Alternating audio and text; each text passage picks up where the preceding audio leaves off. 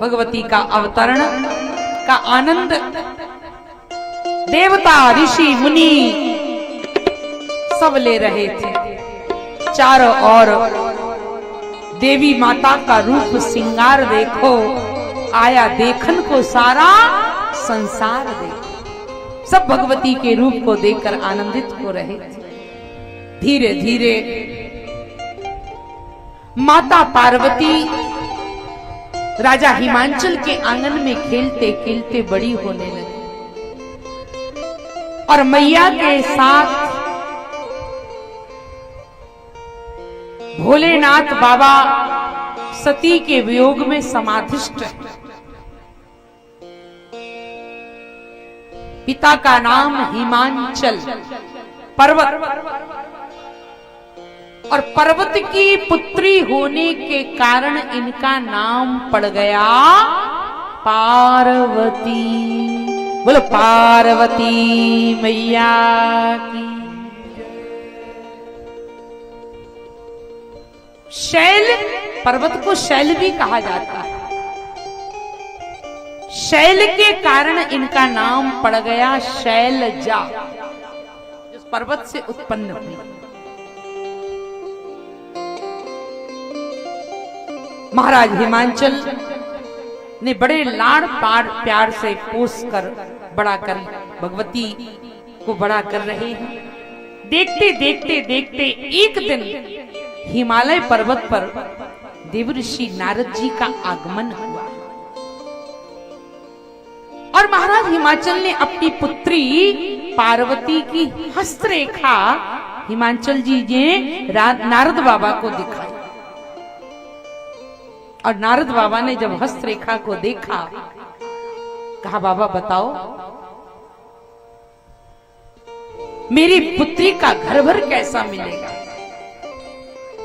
माताओं को, पिताओं को पुत्र और पुत्री की बड़ी चिंता रहती है।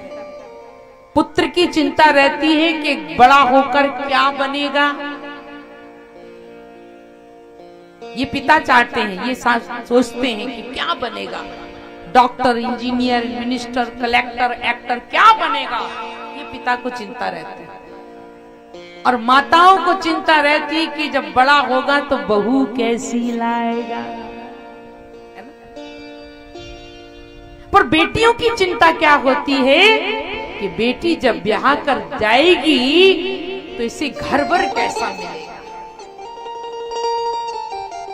और वही चिंता महाराज हिमांचल, पिता का नाम हिमांचल और पार्वती जी की माता का नाम क्या था। अब बताओ, मैना।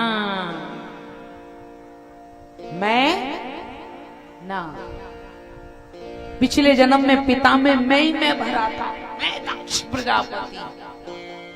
अभिमान का स्वरूप था दक्ष, इसलिए सती मैया ने संकल्प लिया था कि इस जन्म में तो मैंने मैं के घर में जन्म लिया तो मेरी दुर्गति हो गई, पर अगला जन्म जो मेरा होगा वो उसके घर में होगा जिसके जीवन में मैं ना हो। मैं ना सीधा है तो मैं ना, और उल्टा कर दो तो कहता है ना मैं। कभी मैं नहीं करना चाहिए। लोग बात करेंगे और बात बात पर मैंने ये किया, मैंने वो किया, मेरा मकान, मेरी दुकान, मेरा नाती, मेरा पोता, मेरा परिवार। अरे ये तेरा है ना मेरा है, ये तो चिड़िया रहे ना। काय को मैं करते हो, बकरा बने फिर रहे हो मनुष्य बन करके। मैं कभी मत करना। मैं करने वाले की बड़ी दुर्गति होती। बेचारा बकरा हमेशा करता रहता मैं, और कभी छुरी फिर जाए कुछ पता नहीं। इसलिए मैं मत करो। और जब वही मरे हुए बकरे की चमड़ी का खाल खिंच जाती है और उसी बकरे की चमड़ी की तुकतुकी बन जाती है। सुनिए आपने तुकतुकी? पहले जमाने में, अब तो शायद मशीन से सब काम होता है, पहले एक तुकतुकी बनती थी और वो जो रुई धुनने वाले लोग होते ना, वो तुकतुकी से रुई को धुनते थे। और हमने देखा है, सुना भी है, जब वो रुई धुनते थे तो रुई की तुक में से आवाज आती थी, तुक तुक तुक तुक तुक तुक तुक, ऐसे बोलती रहती थी वो। तो मुर्गा प्रायश्चित करता है, वो बकरा कहता, जीवन भर मैं किया प्रभु, पर मरने के बाद समझ में आया कि मैं नहीं, तू तू तू तू तू ही है सब कुछ, और कोई नहीं है। वो तुकतुकी कहती, तू तू। इसलिए गर्व मत करो, भाड़े की है मड़ैया, गर्व ना करो। जब भाड़े की मड़ैया कब छोड़ के जाना पड़े कोई पता नहीं। ये भाड़े का, किराए का घर है। ये पिंजरे में से कब पंछी उड़ जाएगा कोई पता नहीं। पड़ो पिंजरा राने, ओ जो पड़ो पिंजरा राने, काऊ दिना मन पंछी उड़ जाने, काऊ दिना मन पंछी उड़ जाने। ओ पड़ो पिंजरा राने, ओ पड़ो पिंजरा राने, काऊ दिना मन पंछी उड़ जाने, काऊ दिना मन पंछी उड़ जाने।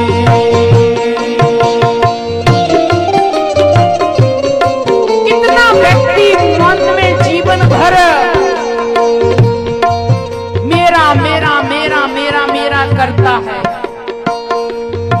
ओ कौड़ी कौड़ी माया जोड़ी, कौड़ी कौड़ी माया जोड़ी, कौड़ी कौड़ी माया जोड़ी, कौड़ी कौड़ी माया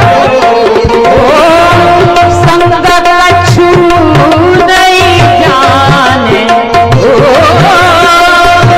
संग कछु नहीं जाने, काऊ दिन मन पंछी उड़ जाने, काऊ दिन मन पंछी उड़ जाने। हमारे बुंदेलखंड के बहुत प्रसिद्ध कवि रहे, हमारे पुराने भैया लोग जानते होंगे। एक बुंदेलखंड के बहुत प्रसिद्ध कवि रहे जिनका नाम था ईसुरी, ईसुरी कवि। महाराज जी, ये उन्हीं की रचना है, ईसुरी कवि। और अंत में क्या बढ़िया बात कही उन्होंने, लीप पोत धरती पे धर दे और आगे हड़िया जा जाए।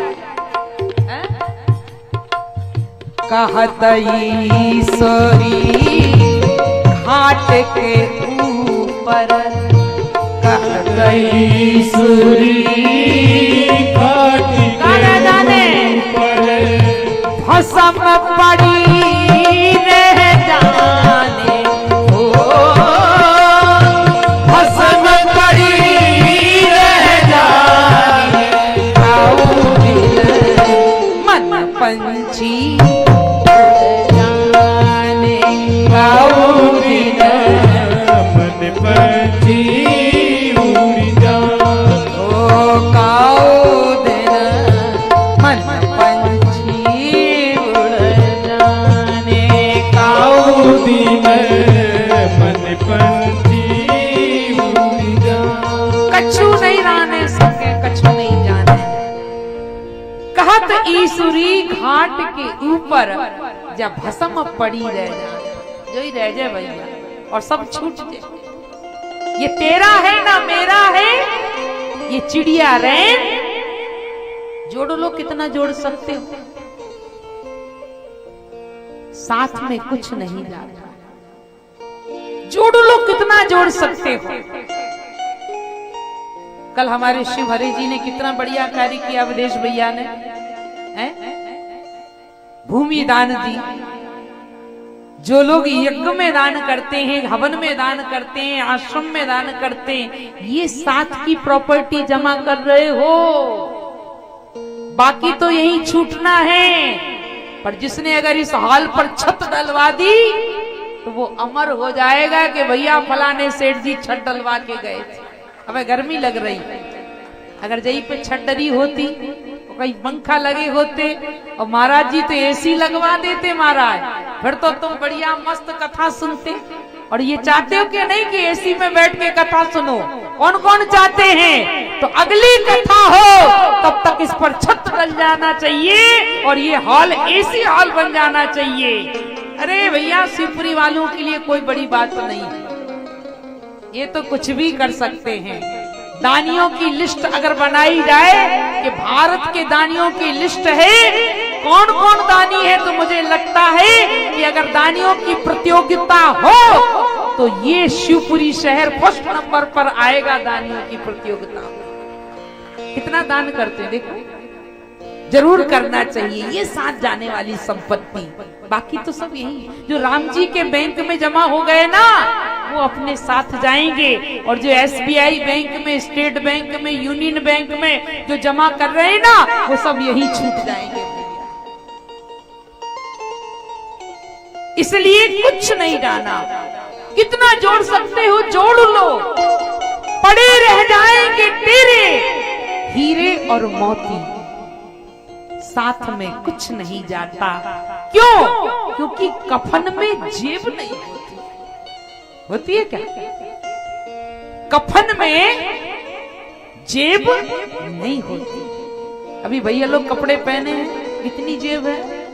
आगे जेब, बगल में जेब, अगल में जेब, अंदर जेब, नीचे जेब, चोर जेब, कितनी जेबें रखते हो। और कहीं पैसा ना गिर जाए तो वहां में लगा ली चेन। जेबों में लगी चेन फिर भी है बेचैन। घर में जाओ तो फिर sofa set, dinner set, dining set और खुद है अपसेट, खुद सेट नहीं है। साथ कुछ नहीं जाता, क्योंकि कफन में क्या भैया, जब मुर्दा को जलाने जाते हैं शमशान पे और उसे अंतिम कपड़ा उड़ाते, वहां में जेब सलवात होगा नहीं होता। जीवन का पहला कपड़ा बिना जेब का और जीवन का अंतिम कपड़ा भी बिना जेब। क्यों माताओं? जब पोता जन्म लेता है और उसको वो कोपिन पहनाती हो ना, फुलतरिया छोटी छोटी बनाती हो ना बच्चों के लिए, तो वहां में जेब सिलती हो। जीवन का पहला कपड़ा बिना जेब का और जीवन का अंतिम कपड़ा भी बिना जेब का। जब आगे भी जेब नहीं, पीछे भी जेब नहीं, तो बीच में ये खटपट क्यों भैया जेब के लिए? छोड़ो।